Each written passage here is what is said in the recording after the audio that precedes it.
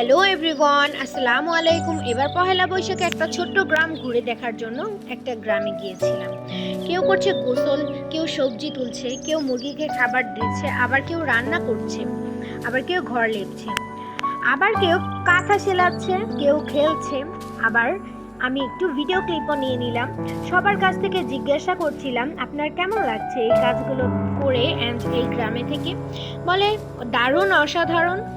And আমরা এই গ্রামে থেকে থেকে অনেক কিছু শিখতে পেরেছি। আসলে এই গ্রামটায় থেকে থেকে অনেক কিছুই শেখা যায়। এখানে হচ্ছে বুড়ো দাদিরা, নানিরা সবাই কথা বলছিল। আর এখানকার রাস্তাঘাট এত সুন্দর অ্যান্ড এত নীরব, মানে কি বলবো, যখন মানুষ থাকে তো থাকে, আবার যখন থাকে না একেবারেই থাকে না।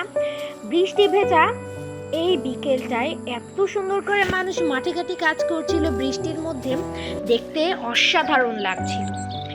আর এখানকার প্রকৃতিটা মাশাআল্লাহ অনেক সুন্দর। এই গ্রামটা নিজের চোখে না দেখলে বিশ্বাসই করা হবে না, এটা এত সুন্দর ছিল।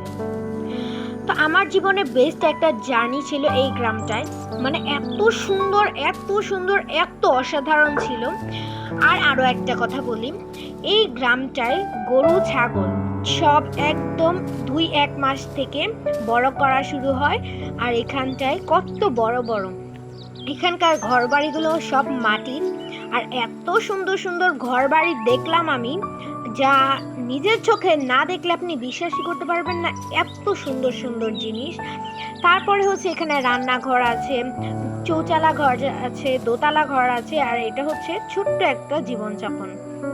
এই গ্রামে সবাই ছোট থেকে বড় হয়েছে, লালিত পালিত হয়েছে। আর এখানটায় একটা জিনিস খুব বেশি চলাচল করে, মানে এই কথাটা অনেক চলে, এখানকার কুসংস্কার অনেকটাই বেশি, কিন্তু এই গ্রামটা অনেক সুন্দর মাশাআল্লাহ।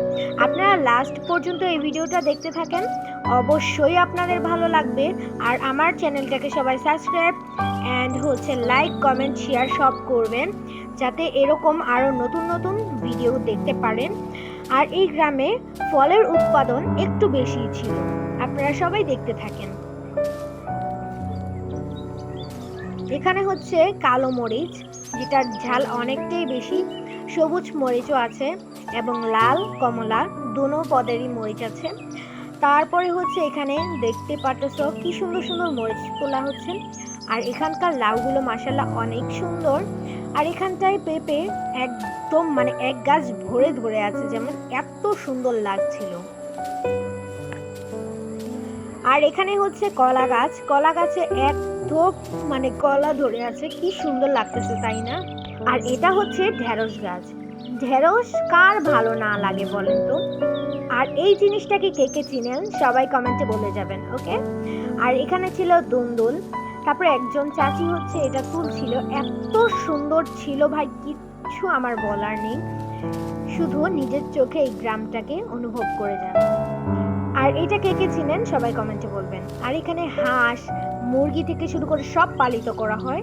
আর এখানে এক চাচি রান্না বসাচ্ছিলেন, এত মজা ছিল তাদের হাতের রান্না যা বলার বাইরে।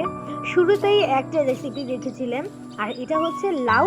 আর এখানটায় কাঁথা সেলাই করছিলেন দুইজন। এই দুইজনের হাতের কাজ মাশাআল্লাহ অনেক সুন্দর ছিল, আমি দেখেছি। আর যারা যারা আমার ভিডিওটা পছন্দ করেছেন সবাই লাইক, কমেন্ট, শেয়ার করবেন। আজকের ব্লগটা এই পর্যন্তই, দেখা হচ্ছে নেক্সট কোনো ভিডিওতে। আল্লাহ হাফেজ।